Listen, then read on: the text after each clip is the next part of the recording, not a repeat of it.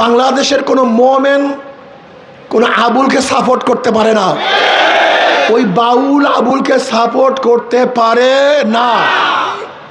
স্পষ্ট বলবো, যারা কোরআনকে অপমান করছে, ধর্মকে অপমান করেছে, ওদেরকে অবশ্যই বাংলার জমিনে সর্বোচ্চ শাস্তি প্রয়োগ করতে হবে, সর্বোচ্চ শাস্তির আইন করতে হবে, সর্বোচ্চ শাস্তি।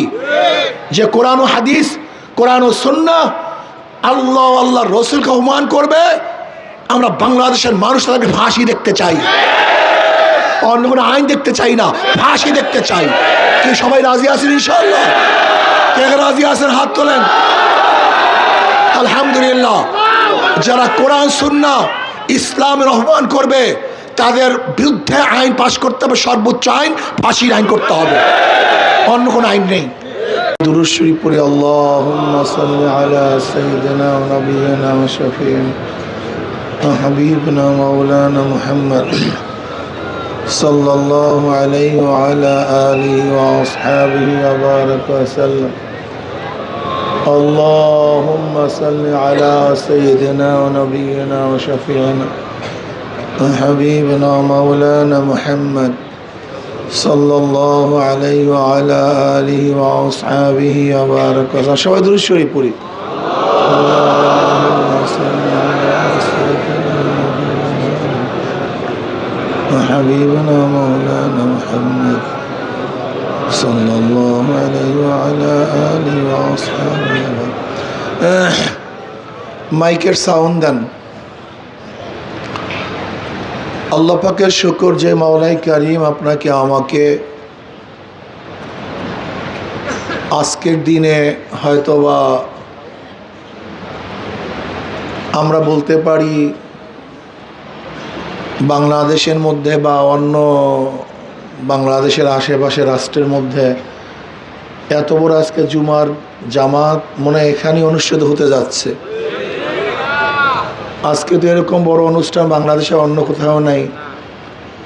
সবচেয়ে বড় জুমার নামাজের জামাতে আল্লাহ পাক আপনাকে আমাকে উপস্থিত হওয়ার তৌফিক দান করছেন, শুকরিয়া দেন সবাই, বলি না আলহামদুলিল্লাহ।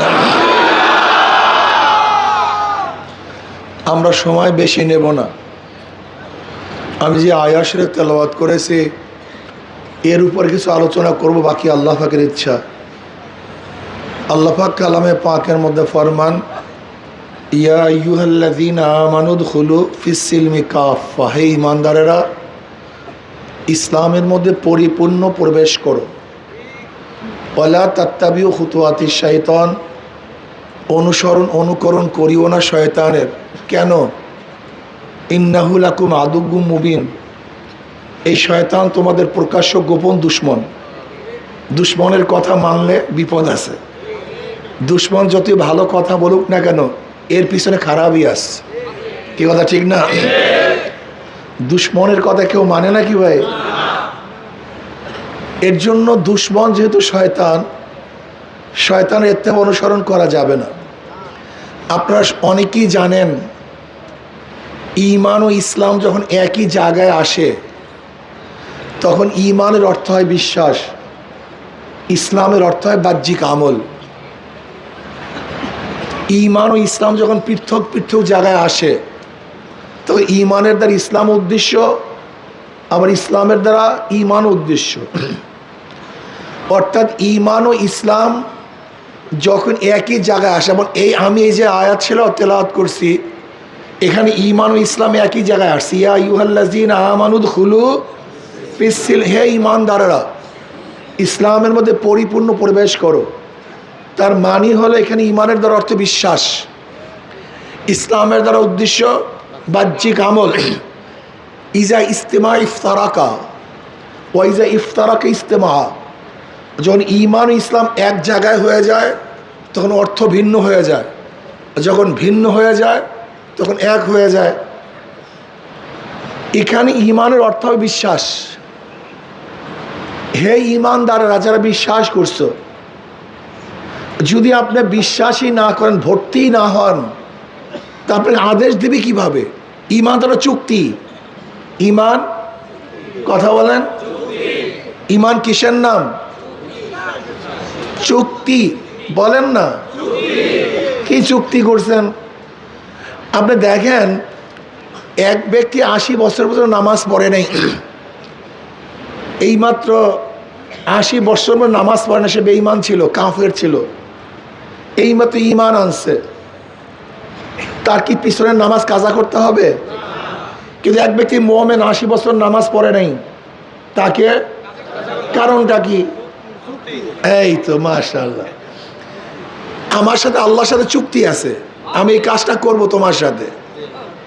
কিন্তু কাফেরের সাথে আল্লাহর কোনো কাজের চুক্তি নেই, যেহেতু ওর সাথে কোনো কাজের চুক্তি ছিল না, এর জন্য যেই কাজের চুক্তি নেই সেই কাজ আদা করতে হয় না, কিন্তু যেই কাজের চুক্তি আছে সেই কাজটাকে পূর্ণ করতে হয়। কথা বলেন না কেন? হয়তো দেরি হয়েছে বা ব্যত্যয় ঘটছে, করতে পারেন নাই বন্যার কারণে, সময়ের কারণে, তার মানে এই নেই মওকুফ।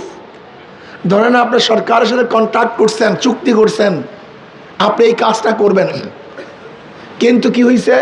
বন্যা হয়ে গেছে, জরুরি অবস্থান সৃষ্টি, দেশের মধ্যে গাঞ্জাম সৃষ্টি হয়েছে, আপনি সময় মতো কাজটা করতে, তার মানে কি চুক্তি বাতিল?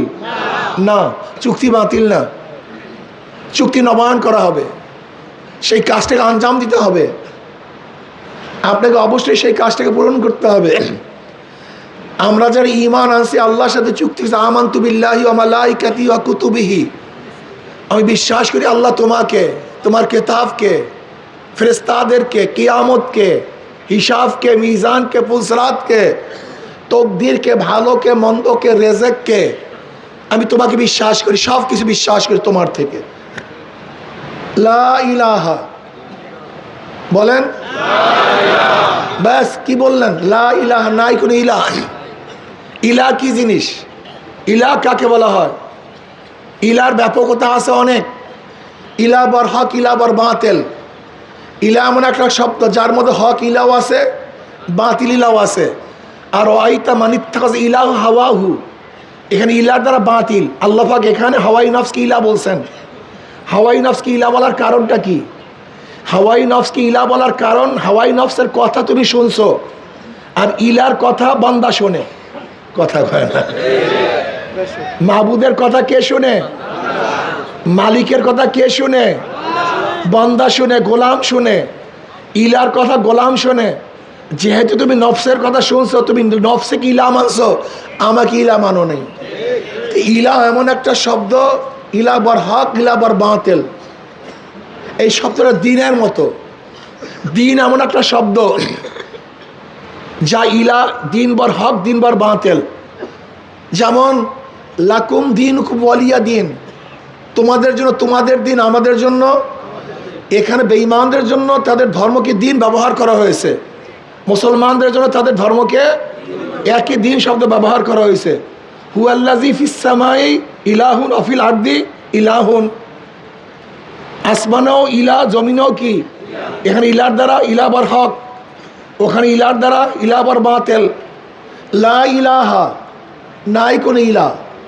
এই ইলার দ্বারা কোন ইলা? আমার নফসকে আমি মানি না, লাত মানি না, ওজ্জা, কথা বলেন, ওজ্জা, মানাত, দেবী, ঋষি, অমুক কোনো ইলাহ নাই। আমি কাউকে মানি না, আমি কার কথা মানি না, কার হুকুম মানি না, কার অনুসরণ করি না, কার ইত্তেবা করি না। এই লা ইলাহা ইল্লাল্লাহর মধ্যে সব আছে। আসলে সবচেয়ে বড় সমস্যা, যেহেতু আমরা আরবি বুঝি না, আরবি জানি না, আরবির ব্যাপকতা সম্পর্কে আমাদের বুঝ নাই, এর জন্য আমরা যে কোনো বলেন, দেখবেন কাফেররা বলবে, হিন্দুরা বলবে লা ইলাহা ইল্লাল্লাহ মুহাম্মাদুর রাসূলুল্লাহ। এই কথা বলার পরে যখন নিজের জাতিসত্তা বলতে কিছু থাকে না, এটা ওই জানে না।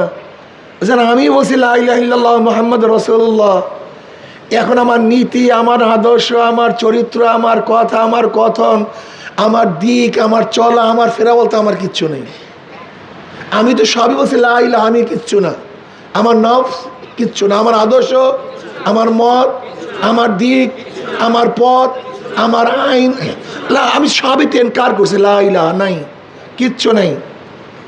আমি কারোর আইন মানি না, কারোর দর্শন মানি না, কারোর নীতি মানি না, কারোর চরিত্র মানি না, কাউকে রিজেক্ট দাতা মনে করি না, কাউকে আইন দাতা মনে করি না, কাউকে ভালো করার মালিক মনে করি না, কাউকে শান্তি দেওয়ার মালিক মনে করি না, কাউকে বাঁচাবার মালিক মনে করি না, কাউকে মারবার মালিক মনে করি না, কাউকে হায়াত দাতা মনে করি না, কাউকে মৃত্যু দাতা মনে করি না।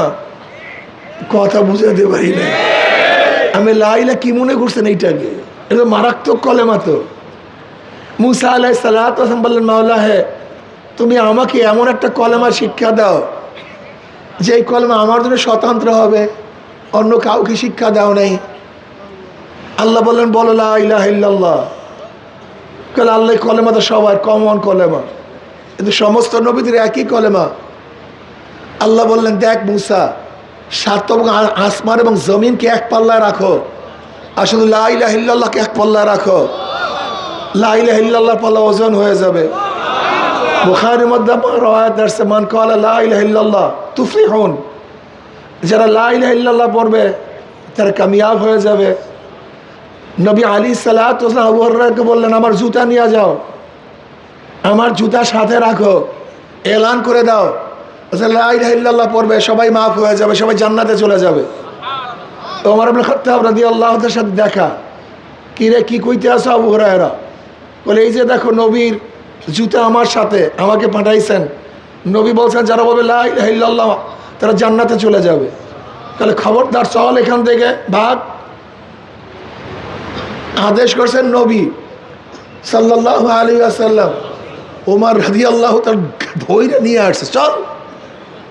বলে, তুমি আমার, আমি বললাম কলিয়া নবিল্লাহ, মানুষ ভুল বুঝবে, আমল ছেড়ে দিবে, তারা আমল ছেড়ে দিবে। দেখেন বুখারীর মধ্যে রওয়ায়াত আসছে, নবী আলাইহিস সালাতু ওয়াস সালাম ফরমান, ওমর বোঝেও ঠিক, বলেও ঠিক। কথা বলে না, ওমর বোঝেও ঠিক, বলেও ঠিক। বাহ্যিক দৃষ্টিতে দেখা যায় নবীর খেলাফ সে কাজ করছে। এরকম এক জায়গায়, দুই জায়গায় না, বহুত জায়গায় নবী আলাইহিস সালাতু ওয়াস সালাম জানাজান রওনা করছে, পিছন থেকে খাপ উঠাই না ধরছে, খামে যাইতেই পারবেন না। এটা মোহাব্বত, এটা সেরকাশ না, বেয়াদবি না। মোহাব্বত এটা ভিন্ন জিনিস, বেয়াদবি ভিন্ন জিনিস। বেয়াদবি ভিন্ন জিনিস, মোহাব্বত ভিন্ন জিনিস। তরিকার মূল কাজ হলো আদব। তরিকার মূল কাজ কি? যার মধ্যে যত বেশি আদব থাকবে সে তত তরিকার নিয়ামত পাইবে, খালি কাজ করবে, তরিকার বরকত বুঝবে, তরিকা কি জিনিস বুঝবে। আর যে ব্যক্তি আদব শিখলো না, সে তরিকার কিচ্ছুই পাইল না, কিচ্ছু না। আমি দেখি তো কিছু মুজাহিদরা আছে আলহামদুলিল্লাহ, যাদের আদব আখলাক আসলেও দেখার মতো। আর অধিকাংশই বলবো আদব বলতে বুঝিই না, কিন্তু আদবের বয়ানও তো করতে পারি না। আদব কি জিনিস? অজুসাইলা মহাল্লিহি, যেখানে যে জিনিস রাখার প্রয়োজন সেখানে সেই জিনিস রাখার নাম আদব। এই যে আজকে ছাত্র আন্দোলন প্রোগ্রাম করছে আদবের খেলাফ, ওদের আজান দেওয়ার কথা কোন সময় ছিল? ওদের বক্তৃতা শেষ করার কথা কোন সময় ছিল? আজান কখন হবে? এই ওয়াক্ত মতো, সময় মতো তাদের অনুষ্ঠান শেষ করার নাম আদব।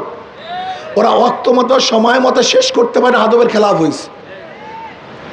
যেখানে যেইভাবে বসার দরকার, যেমন ধরে নেন এখানে স্টেজে আছে অনেক মুরব্বীরা পিছনে, অনেক অল্প বয়সীরা সামনে, আদবের খেলাফ হয়েছে। আপনি ঠিক করেন নাই। অনেক আলেমরা পিছনে, যারা আলেম না নন আলেম তারা সামনে, আদবের খেলাফ হয়েছে। এটাও ঠিক না। বসার আদব এরকম ছিল না। আদব কি ছিল? আগে মুরব্বীদেরকে বসতে দেব, আগে যারা ওলামায়ে কেরাম তারা সম্মানিত। ইয়ারফা ইল্লাহুল্লাযীনা আমানু মিনকুম ওয়াল্লাযীনা উতুল ইলমা দারাজাত। এমনকি বিভিন্ন মফাসসালে যায় সাধারণ মুজাহিদ, দেখা যায় আলেম সাহেব পিছনে, শেষ একেবারে সামনে বসবে। আজীব, এটা আদব? তোমাকে এই শিক্ষা দিছে তরিকা, তোমাকে এই শিক্ষা দিছে তরিকা। তুমি বসারও তো আদব জানো না, তুমি তরিকাই তো বুঝো নাই। তরিকা কি জিনিস? তরিকা তো বহুত বড় নেয়ামত, সবচেয়ে দামি জিনিস। তরিকা মানুষকে মানুষ বানায়, তরিকা মানুষকে মানুষ বানায়। তুমি তো তরিকা শিখোই নাই। একজন মুরব্বীর সামনে কীভাবে বসতে হবে, শায়েখের সামনে কীভাবে বসতে হবে, কিভাবে কথা বলতে হবে তোমার জানা নেই। প্রস্রাবখানায় কি পাও দিয়া ঢোকে? ডাইন পাও দিয়া ঢুকলে আদবের খেলাফ। অর্থাৎ বাম পাও দিয়ে ঢোকা উচিত ছিল, ঢুকছেন, এইটি আদবের খেলাফ। বের হবেন কোন পাও দিয়া? বের হয়েছেন বাম পাও দিয়া। কিসের খেলাফ? এইটি আদবের খেলাফ। মুরব্বীর সাথে কিভাবে কথা বলতে হবে, নরমের সাথে, আদবের সাথে। এই যে আদব, এইটা না করলে বেআদব। অর্থাৎ আদবের যেইটা খেলাফ হবে, উল্টো হবে, এইটার নাম বেআদব। আদব সবচেয়ে দামি। এক আল্লাহর ওলির কাছে এক শাগরেদ 20 বছর আদব শিখছে, 2 বছর এলেম শিখছে।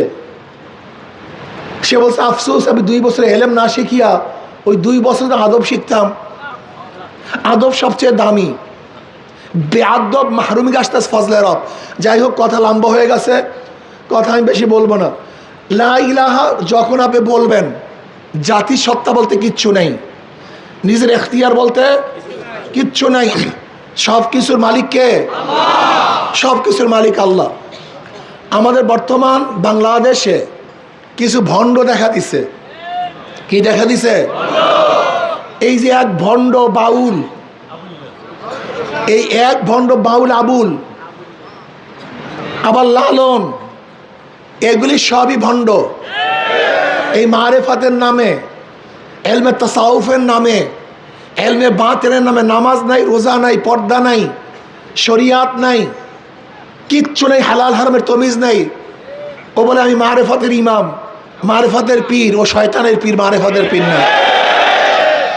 এরকম হাজারো ভণ্ডামে চলতে আছে।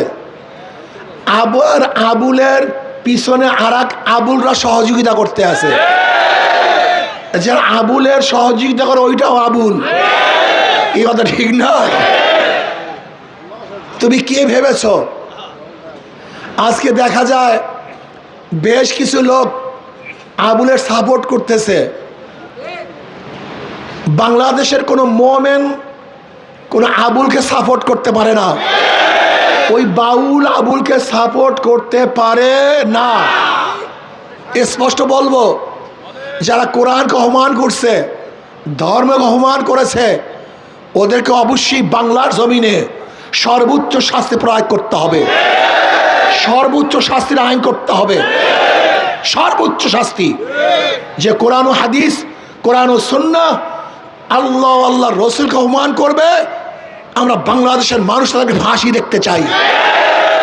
অন্য কোনো আইন দেখতে চাই না, ফাঁসি দেখতে চাই। কি সবাই রাজি আছেন ইনশাআল্লাহ? কে রাজি আছেন হাত তোলেন। আলহামদুলিল্লাহ। যারা কোরআন সুন্নাহ ইসলামের অপমান করবে, তাদের বিরুদ্ধে আইন পাশ করতে হবে, সর্বোচ্চ আইন, ফাঁসির আইন করতে হবে, অন্য কোনো আইন নেই। এরপরে আসুন, যেই কথা বলতেছিলাম, যেহেতু লা ইলাহা ইল্লাল্লাহ পড়ছি, আমার এখতিয়ার, ইচ্ছা বলতে আর কিচ্ছু। তবে হ্যাঁ, ভোটের ইচ্ছা আছে, আমি যাকে ইচ্ছা তাকে ভোট দেবো, কথা ঠিক না? নীতি গ্রহণের ইচ্ছা আছে, আদর্শ গ্রহণের ইচ্ছা আছে, নেতা গ্রহণ করার ইচ্ছা আছে। ভাই, আপনারা আমাদেরকে ভুল বোঝেন কেন? কেন ভুল বুঝতেছেন? নৌকা, সে কি বলে?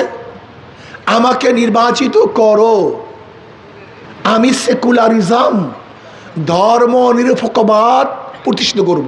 কি বলে? কি বলে না? ধানের শীষ কি বলে?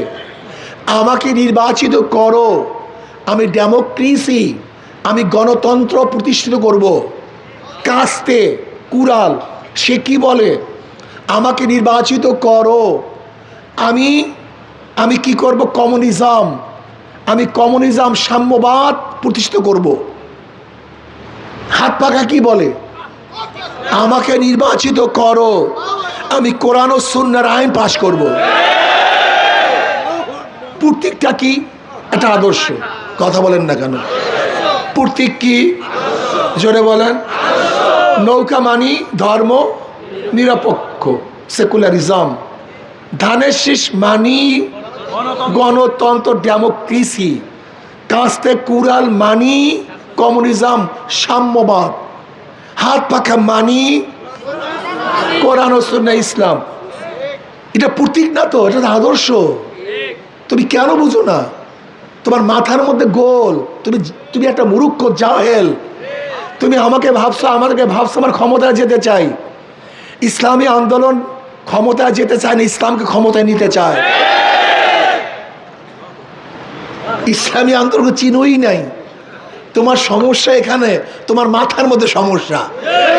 ইসলামী আন্দোলন বাংলাদেশ ক্ষমতায় যাইতে চায় না, ইসলামকে ক্ষমতায় নিতে চায়। ইনশাআল্লাহ। হাত পাখা এটা আল্লাহ পাকের একটা কুদরতি মার্কা। মার্কা নাই আপনার নির্বাচন অফিসে, কোনো মার্কা নেই, সব মার্কা নিয়ে গেছে। আব্বাজান রহমাতুল্লাহর কাছে বলা হয়েছে, হুজুর হাত পাখা আছে আর কোনো মার্কা নেই, বলে ওইটাই নিয়ে নাও। কি মার্কা আছে? কেমন কুদরতি মার্কা? নৌকায় যারা নির্বাচন করে নিজেরা নৌকা চালাতে পারে না, ধানের শেষে নির্বাচন করে ধান নিজেরা কাটতে পারে না, যারা নাঙ্গলি নির্বাচন করে নিজেরা নাঙ্গল বইতে পারে না, যারা কুঠার কাজতে নির্বাচন করে নিজেরা ডাকটি ফাটতে পারে না, নিজেরা গরুর গাড়িতে চাকরি যারা নির্বাচন করে নিজেরা গরুর গাড়ি চালাতে পারে না। সমস্ত প্রতীকগুলি গরিবদের। নৌকা চালায় কারা? ধান কাটে কারা? নাঙ্গল চালায় কারা? প্রতীক সব গরিবদের, কিন্তু যারা নির্বাচন করে ওই প্রতীক নিয়ে একটাও গরিব না। দেখছেন অবস্থা কি? কাজের সাথে মার্কার সাথে আসতে কয়, মানে শুরুটাই ধোঁকাবাজি নাকি ভাই? শুরুটাই বন্ধু গরিবদের, আসলে বড়দের দুশ্মন, ও গরিবদের দুশ্মন। কিন্তু হাত পাকে এমন একটা প্রতীক, যে নির্বাচন করে সেও ঘুরাতে পারে, যারা সমর্থন করে তারাও ঘুরাতে পারে। হাত পাকা প্রয়োজন পুরুষদের, হাত পাকা প্রয়োজন মহিলাদের, হাত পাকা প্রয়োজন মুসলমানদের, হাত পাকা প্রয়োজন হিন্দু বৌদ্ধ খ্রিস্টানদের। কাউর মার্কা ঘুমের সময় বুকের উপরে থাকে না, একটা মার্কায় ঘুমের সময় বুকের উপরে থাকে, সেই পাখার নাম হাত পাকা মার্কা। এটা সর্বজনীন, কারেন্ট ফেল করে।